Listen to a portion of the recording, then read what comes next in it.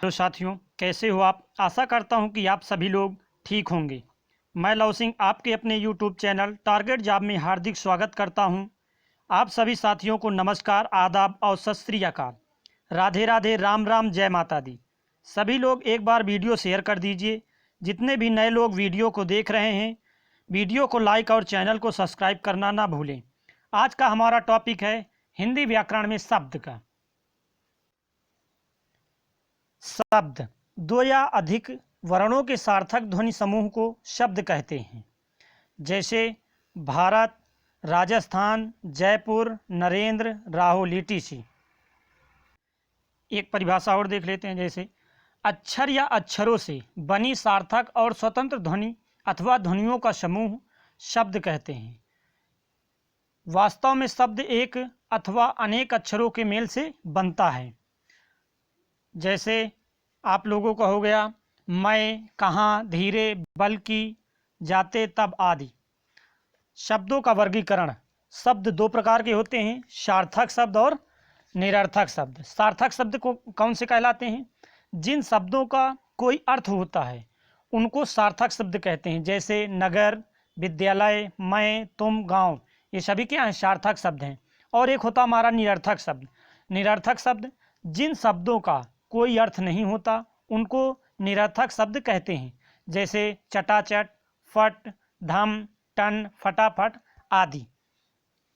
देख लेते हैं। जैसे दिया इसमें शब्दों का वर्गीकरण। तो अर्थ के आधार पर कौन कौन से होते हैं? सार्थक शब्द, निरर्थक शब्द।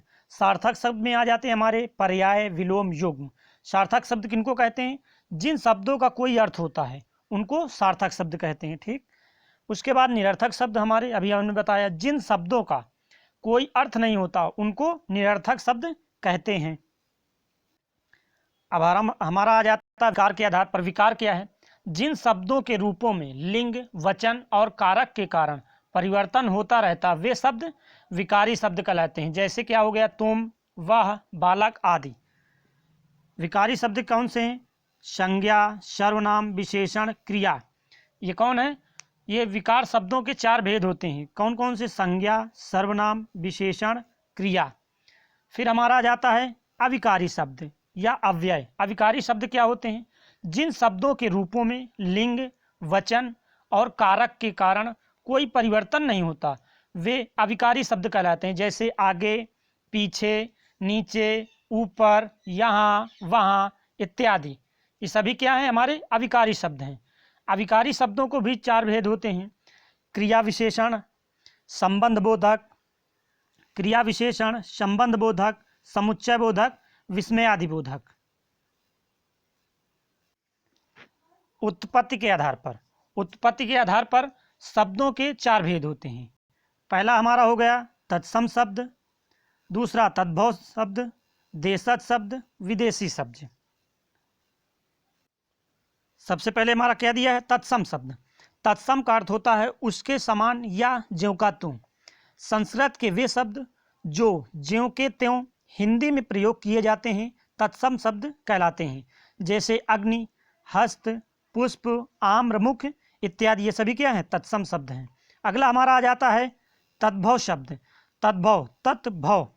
तद्भव का मतलब क्या होता है? तद्भव, तद्भव का अर्थ उससे यानी संस्कृत उत्पन्न ऐसे शब्द जो संस्कृत के हैं किंतु धीरे धीरे उनके रूप में परिवर्तन हो गए और हिंदी में प्रयुक्त होने लगे हैं, तद्भव शब्द कहलाते हैं। जैसे देख लेते हैं कुछ एग्जाम्पल है। जैसे हमारा अग्नि संस्कृत शब्द है अग्नि। अब ये जब बनेगा तद्भव तो क्या हो जाता है? आग हो जाता है। फिर इसी तरह जैसे पुष्प है।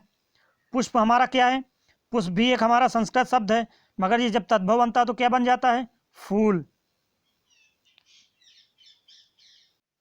फिर आते हैं हमारे देशज शब्द। देशज शब्द कौन से होते हैं? देशज का अर्थ क्या होता है? सबसे पहले ये देख लेते हैं। देशज का मतलब, देशज का अर्थ होता है, पहले तो इसकी संधि विच्छेद देख लेते हैं क्या होती है।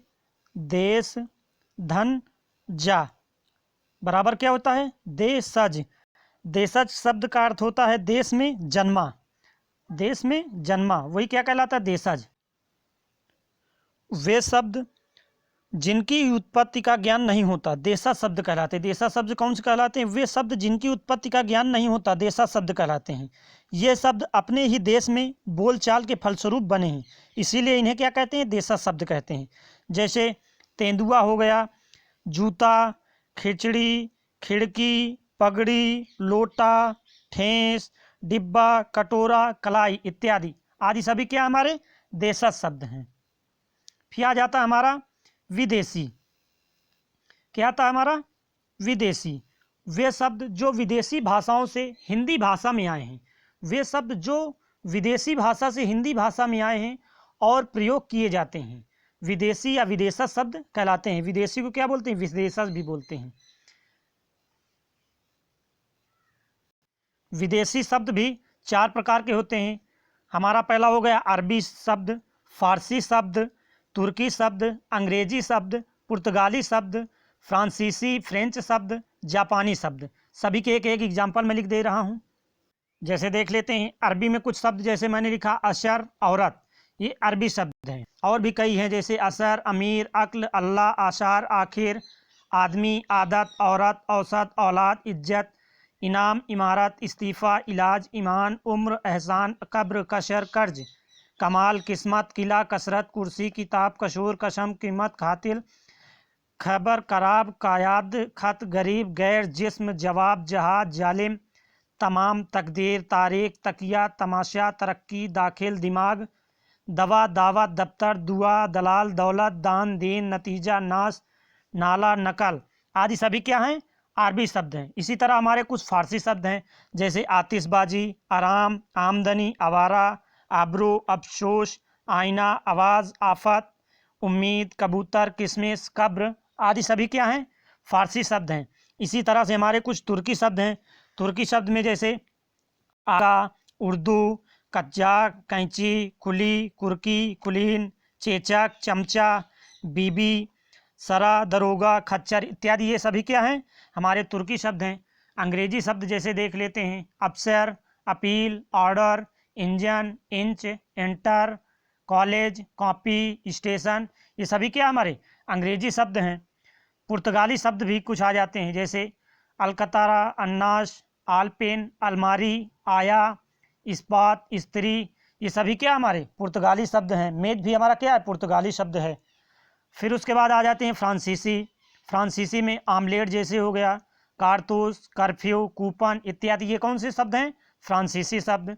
जापानी शब्द हो गया जैसे हमारा, जापानी में क्या आता हमारा? रिक्शा ये सभी कौन से शब्द हैं? विदेशी, ठीक, विदेशी या विदेशज शब्द हैं। फिर उसके बाद हमारा आ जाता है बनावट के आधार पर। बनावट के आधार पर, बनावट के आधार पर 3 प्रकार के होते हैं शब्द, रूढ़ शब्द, यौगिक और योग रूढ़। सबसे पहले देख लेते हैं रूढ़ शब्द क्या है। तो रूढ़ शब्द जिन शब्दों के सार्थक खंड ना हो सके और जो शब्दों के योग से नहीं बनते उन्हें रूढ़ शब्द कहते हैं। जैसे आम, हाथ, कान, कलम, झट, पीला इत्यादि ये सभी क्या है हमारे? रूढ़ शब्द। यौगिक शब्द, यौगिक शब्द कौन से हैं? ऐसे शब्द जो 2 शब्दों के योग से बनते हैं जिनके सार्थक खंड हो सकें उन्हें क्या कहते हैं? यौगिक शब्द कहते हैं। जैसे हमारा हो गया विद्यार्थी, विद्यार्थी हो गया, विद्यार्थी को कैसे लिखते हैं? विद्या धन अर्थी बराबर क्या होता है हमारा? विद्यार्थी होता है। इसी तरह छात्रावास हो गया, छात्र धन आवास बराबर क्या होता है? छात्रावास। अब हमारा आ जाता है योग रूढ़। योग रूढ़ या रूढ़ भी कहते हैं इसको।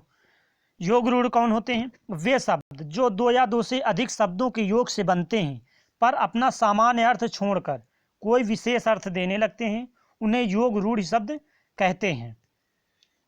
दूसरे शब्दों में यौगिक शब्द जब अपने सामान्य अर्थ को छोड़कर विशेष अर्थ को बताने लगते हैं तो वे योग रूढ़ क्या करते हैं? अपने सामान्य अर्थ को छोड़कर विशेष अर्थ बताने लगते हैं तो उन्हें क्या कहते हैं? योग रूढ़ शब्द कहते हैं। जैसे हमारा पंकज, पंकज को देखिए, पंकज का अर्थ क्या होता है? पंक जो होता है, पंक धन जा बराबर होता है पंकज। पंकज आप लोग जानते होंगे कमल, कमल का क्या है? पर्यावाची, वो क्या कहते हैं? पर्यावाची है पंकज। पंकज में देखिए पंक का अर्थ क्या होता है? पंक का अर्थ होता है कीचड़ और जा का अर्थ होता है उत्पन्न होना, यानी कीचड़ में उत्पन्न होने वाला का अर्थ होता है पंकज।